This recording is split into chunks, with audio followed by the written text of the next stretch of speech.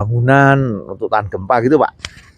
Jadi kita edukasinya mulai selalu dari anak-anak dari kecil kita biasakan untuk setiap generasi, sehingga apapun generasi berikutnya akan mendapat edukasi yang lengkap dan tidak terputus di satu generasi, sehingga kita istiqomahnya termasuk mengundang ada WKM, kemudian ada datang sosialisasi ke sekolah dan lain-lainnya. Mungkin itu Bro. Oke, baik.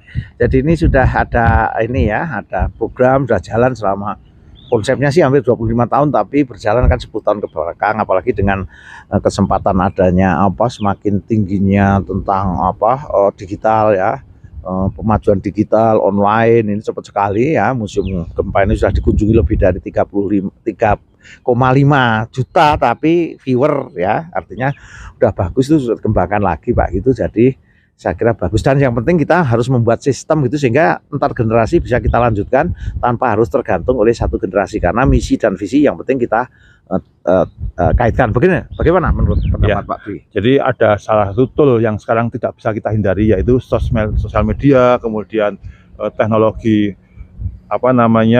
yang alat-alat canggih lah ya, sehingga itu memudahkan kita untuk memasifkan edukasi ini. Salah satunya dengan YouTube, dengan podcast, dengan Instagram lainnya. Lah ini menembus batas. Mungkin itu Bro yang siap. Jadi karena dengan adanya kemajuan teknologi dan sebagainya ya, AI apalagi artificial intelligence ya, terus online, sehingga museum kita akan ditonton sekarang saja sudah banyak sekali yang nonton, dan dari luar negeri sudah mulai 20% ya.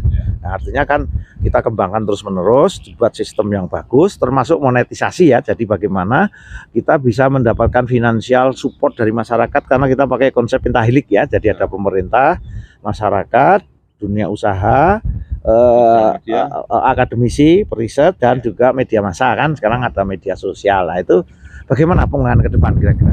Jadi alat ini selain menjadi alat mediasi, sosialisasi, dan lain-lainnya, komunikasi, tapi itu harus mempunyai nilai tambah, value, dalam artian bisa menghasilkan produktivitas keuangan, informasi, dan lainnya. Nah ini yang mau kita olah, jadi membalikkan bahwa sesuatu itu harus punya nilai produktif, termasuk finansialnya gitu Bro.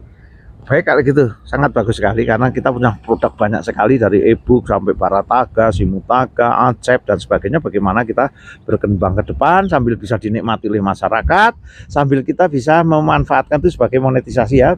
Adalah sumber dari finansial, karena bagaimanapun organisasi kalau tidak mempunyai sistem yang bagus, sumber finansial yang bagus, maka dia hanya bisa digunakan satu generasi saja atau kurang. Tapi kalau mau bergenerasi maka dibuatlah sistem yang baik. Terima kasih. Kita dari